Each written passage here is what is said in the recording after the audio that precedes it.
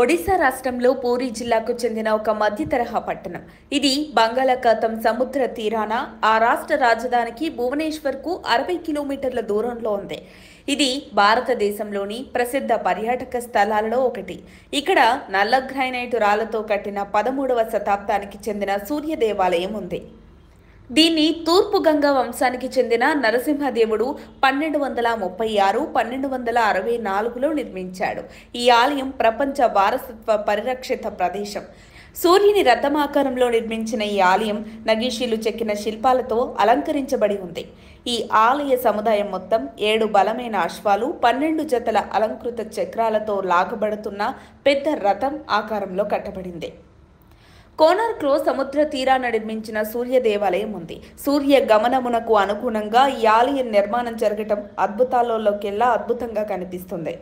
రథానికి 12 చక్రాలు, సంవత్సరానికి 12 మాసాలు, 12 రాసులు. వీటికి అనుగుణంగా సూర్యగమనం ఒక్కొక్క చక్రంలో దోత్యకమవుతుంటుంది.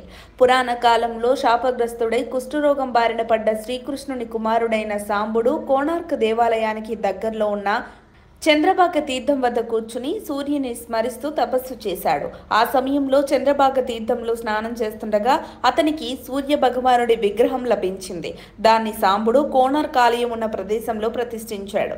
అయితే ప్రస్తుతం ఉన్న ఆలయంలో పునరాకాలంలో స్థాపించబడ్డ విగ్రహం కనిపించదు. ఆ విగ్రహం ఏమైంది అన్న విషయం ఇప్పటికీ రహస్యమే. ప్రస్తుతం కోనార్క్లో ఉన్న ఆలయాన్ని గంగా వంశానికి చెందిన మొదటి నరసింహదేవుడు నిర్మించినట్టుగా చెబుతారు. ఆ రోజుల్లో దాదాపు 1200 మంది శిల్పులు 12 ఏళ్ల పాటు కష్టపడి ఈ ఆలయాన్ని నిర్మించారు. ఆలయం రథాకారం కలిగి ఉంటుంది. ఆలయాన 12 జతల చక్రాలు కలిగి ఉంటుంది. దేవాలయం పైన పద్మము, కలశము ఆకర్షణీయంగా చెక్కబడున్నాయి. ఖజురహో మాదిరి ఇక్కడ కూడా శృంగార రసభరిత శిల్పాలు విశేషంగా ఉన్నాయి. ఇక్కడి సముద్ర తీర ఇసుక బంగారపు వర్ణంలో ఉండి తీర ప్రాంతం అందాలు చిందుతూ ఉల్లాసం కలిగిస్తుంది. సూర్యుని రథం ఆకారంలో నిర్మించబడిన ఈ దేవాలయానికి ఇరువైపులా 12 జతల చక్రాలు చెక్కబడున్నాయి. అలాగే వారంలోని 7 రోజులను సూచించే విధంగా 7 గుర్రాలు చెక్కబడి ఉంటాయి.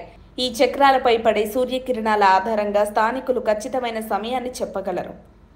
సూర్య పరిభ్రమణాన్ని చూపించే విధంగా ఈ చక్రాలు చెక్కబడడం ఓ గొప్ప విశేషం.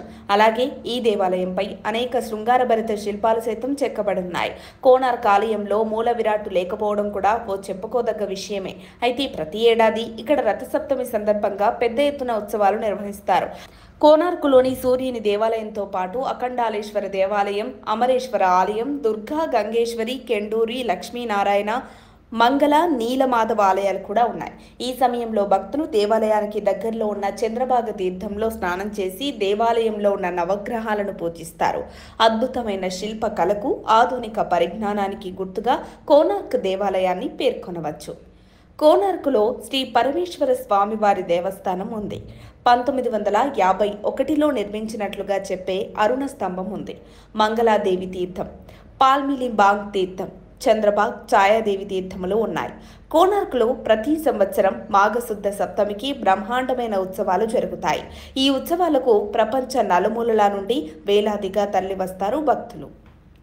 మరిన్ని అప్డేట్స్ కోసం మా కాయ్ టీవీని సబ్స్క్రైబ్ చేసుకోండి. మా వీడియో కనుక మీకు నచ్చినట్లయితే లైక్ చేయండి, షేర్ చేయండి. మీ విలువైన అభిప్రాయాలను కామెంట్ బాక్స్లో తెలియజేయండి.